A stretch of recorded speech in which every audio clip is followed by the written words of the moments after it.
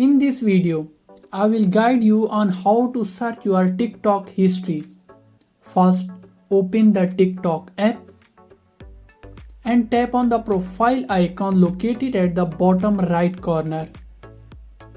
Then click on three horizontal lines at the top right corner of your profile page. A pop-up menu will appear. Select the Settings and Privacy option. Next, navigate to the Activity Center in the Content and Display section. Here, you can explore your search history and other activity options. To check your history, start by clicking on Watch History to review videos you have watched. After that, click on Search History to see your past searches. That's it. This is how you can easily check your search history on TikTok.